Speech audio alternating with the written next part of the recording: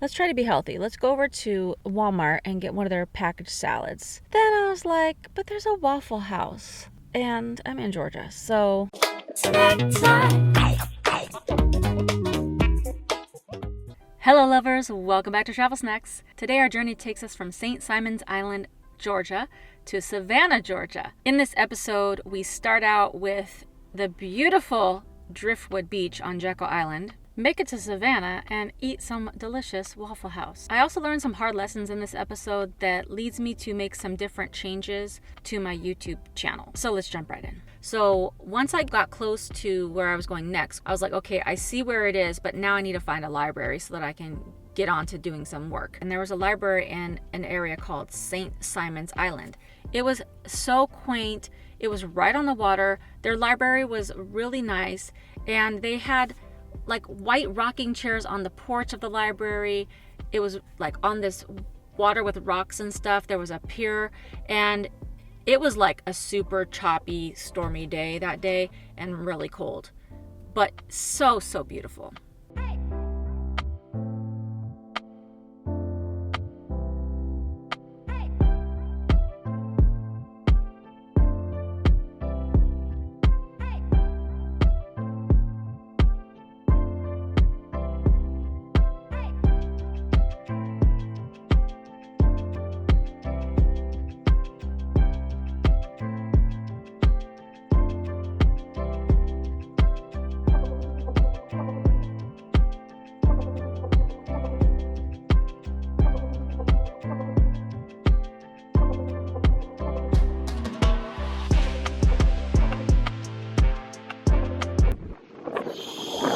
Library closed, and I walked outside to see this beautiful water, but it's freezing. I don't have my big coat with me.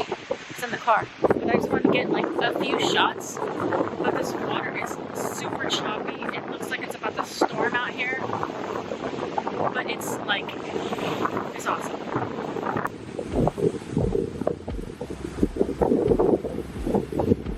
After leaving the library, I was like, you know what, this is a really cute place, so let me see what I can get into over here and see what's actually here.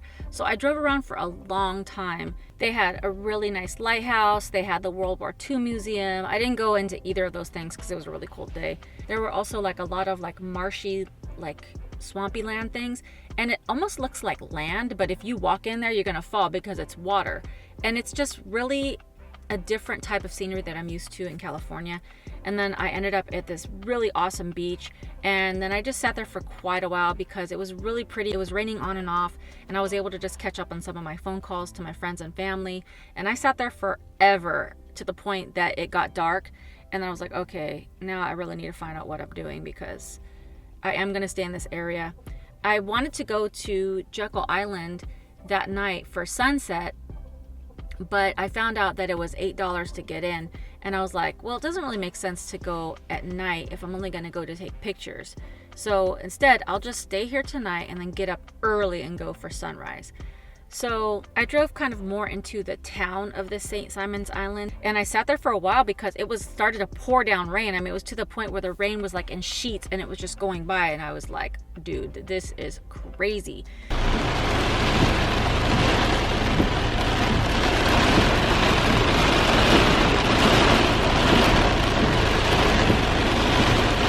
The Hampton Inn was right where I was, so I just like kind of drove through the parking lot, and I was like, there's a lot of spots here. I think I could park here. So I found a great spot, and I went in the back seat, and it was just like pouring rain. It was very loud in my car, and I couldn't really sleep because even though I love rain, when you're in a car and rain is just pounding down, it's just a very loud sound. But it was nice, and I was able to get a decent night's sleep. Now, even though I woke up really early in the morning, I still had to get up, go to the bathroom, get changed, to get myself together. So by the time I got over to Jekyll Island, it was about 7 a.m., but it was still with a nice sunrise. And within Jekyll Island is Driftwood Beach, which is the beach that has all those dead trees. It looks kind of creepy, but also beautiful. And if you go at sunset or sunrise, you can get some really gorgeous pictures. I'm sure you've seen them from other photographers. So I drove over there, and there's like this little guard gate thing, but there's no guard. It's just an automated ticket thing that you just pay right at the box, and then the little lever goes up to let you in. So it's $8 to get in, but what I didn't know is that that's good for 24 hours. So I guess I could have gone at sunset after all, but once I was in the park, I would have had to leave because they don't allow overnight parking in there. So I guess it all worked out in the end. And then from the entrance to Driftwood Beach is still about 20 minutes in. So I drove over there. It was a very cold and crisp day, and there was hardly anybody out. So it was kind of nice because it was really peaceful. So I drove over and got out, was like, where is this place? And walked over like along this little path, and then it just opens up and you see like all the beach with all the dead trees and stuff.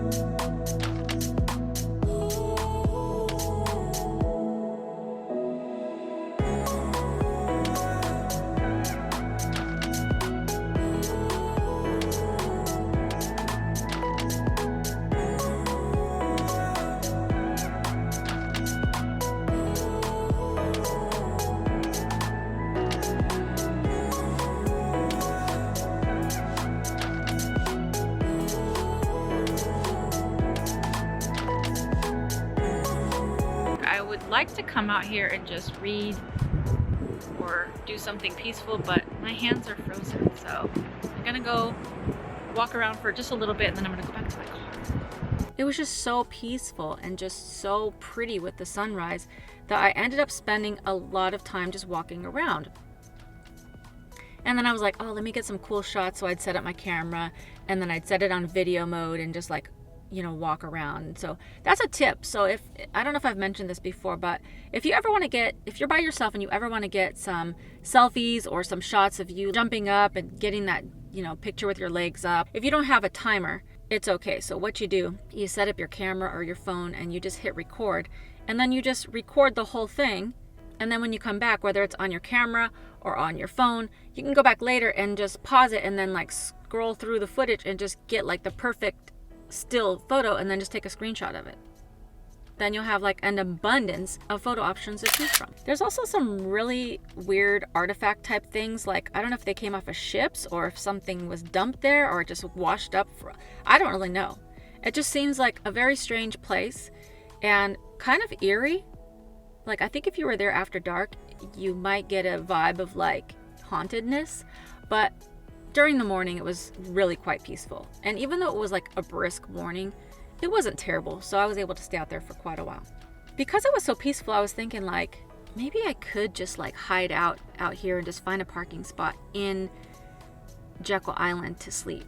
But then I saw like police patrolling the area and I was like, yeah, that's probably not a great idea. So let me just get the most out of it while I'm here. Bro, these videos take a lot to edit and film and record, and if you enjoy it or you're getting anything out of it, please hit the subscribe button and the notification bell and throw a like on it. All right, I think I've seen what I need to see here on Jekyll Island. Like, I'm sure there's more things, but I was super excited to get to Savannah, and so I was like, I think we're good and I'm ready to go. And it was only like an hour and a half to Savannah. So everybody told me that Savannah is like so beautiful and quaint and wonderful, and so I was really looking forward to seeing that. And so when I got to Savannah, I guess the direction that I came in on was like just like a normal place, and I was like, okay, like this just looks like just normal stuff. Is this it? Because I don't really know. And by the time I got there, I was like, okay, well, I'm gonna have to find some parking around here. I just woke up and I slept here at this Comfort Inn. There were no signs posted and there was plenty of parking spots. I've been noticing that some of these hotels have been a hit with parking and sleeping at night, because it's not Walmart where it's hit or miss as in terms of if they patrol. And where am I going? And if you look for the hotels that are like Fairfield Inn, Comfort Inn, maybe some La Quinta Inns, like the ones that are like in the mid-range, like maybe even Motel 6 if it's not shady, those ones, they're not going to hire people to patrol usually unless it's in like a touristy spot. Then I think you'll be fine. So that's what basically I've been doing. It's 6:03 a.m. I really am tired because I couldn't fall asleep last night. I'm still really tired, but the only reason I'm up is because I really have to go to the bathroom. And the McDonald's is 0.4 miles away, so I'm just driving over to McDonald's. Then what I'm gonna do is I'm gonna park over at the Planet Fitness and sleep for, catching this yellow light. Oh, that was my microphone that fell down. And then I think I'm gonna go sleep for another hour or two. It's Saturday. I'm tired. Friends, I pretty much just played myself. Let me get up. Okay, so basically I did go into Planet Fitness and I did work out. And like I kind of worked out like the workout when you're just getting back started working out. So I did a decent job. All right. And then I took my shower, blow dried my hair, and like just got ready. And it was like 1 o'clock by then. And I was like, okay, I'm hungry. I skipped breakfast. So I was like, let's try to be healthy. Let's go over to Walmart and get one of their packaged salads. But then I was like, but there's a Waffle House. And I'm in Georgia. So Waffle House won. I got like their full-on breakfast. But I mean, I didn't eat breakfast. So it was like breakfast for lunch and I skipped a meal. I mean, don't tell me you've never done that. You know what I'm saying? Like worked out and then had like, you know, a waffle. It was delicious. But then after I ate all that food, I was so tired. Again, I'm so tired today. So I was like, all right, let me go look for a library. But before I look for a library, let me take a little quick nap in my back seat. So I found this mall and I parked and fell asleep. And I just woke up and it's 5 o'clock. So the library is closed, and also the light was in my way, so I put my sunshade, my one sunshade, up like this, like put the little strap thing right there, and then put this pillow wedged in between the seat so it blocked out just my section, and then I always got my front shade on. It's good. I literally spent the next 2.5 days filming intros and editing videos straight through. I pretty much never left like a mile radius. I need to try something new. From now on, I'm going to take Mondays and I'm not gonna talk to anybody on the phone. I'm not gonna do any exploring. I'm not gonna do anything else except for literally wake up and edit all day and batch 3 videos so I can get all the videos done on one day, and then the rest of the week I'll be free. Okay, so I gave that a try. I realized that's not feasible for the videos that I make. So it turned out to be like 2.5 days. So Mondays and Tuesdays are 100% out for anything else. I gave that a try in Savannah and it seemed to work okay. Hopefully that will be a great solution, and then that'll be a lot less stress moving forward. Since I got all my videos done and scheduled for this week, I was able to take the next couple days to really explore Savannah, and it was really beautiful and awesome. So there's a lot that's going to be coming up in the next video with a lot of good food and a lot of sights. Stay tuned for the next video.